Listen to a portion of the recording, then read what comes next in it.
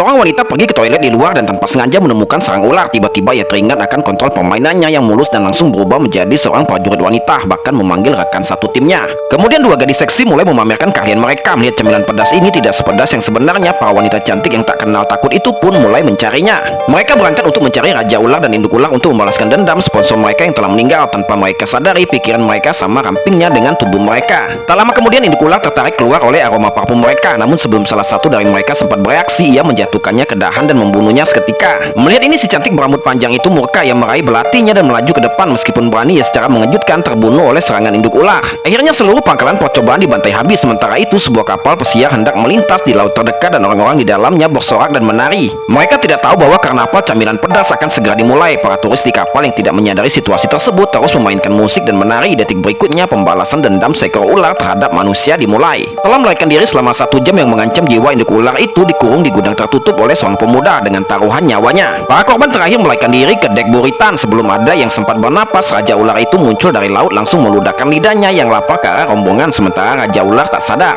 Semua orang bergegas ke skoci. Kini hanya saudara Kiang yang tersisa di kapal. Ia segera menyiram kapal pesiar dengan bensin lalu melompat ke laut dan meledakkannya. Raja ular yang menyerat kapal pesiar itu pun tenggelam ke dasar laut. Saudara Kiang dan rombongan penyintasnya kemudian mencapai sebuah pulau terpencil tanpa menyadari bahwa bencana sesungguhnya baru saja dimulai. Ketika seorang wanita tak sengaja menggores betisnya, sebuah tentakel tiba-tiba muncul dan seekor tertitip besar. Seketika wanita yang bau tomat itu ditelan hidup-hidup oleh tertitip tersebut. Saudara Kiang yang melihat hal ini segera memanggil semua orang untuk melarikan diri, namun mereka tidak diserang karena tertitip-tertitip ini tampaknya hanya mengincar mangsa yang berumuran jus tomat. Tepat ketika semua orang mengira mereka aman, raja ular tiba-tiba mengejar mereka. Di saat kritis ini, saudara Kiang menyusun rencana memanfaatkan tertitip di pantai untuk menjebak raja ular.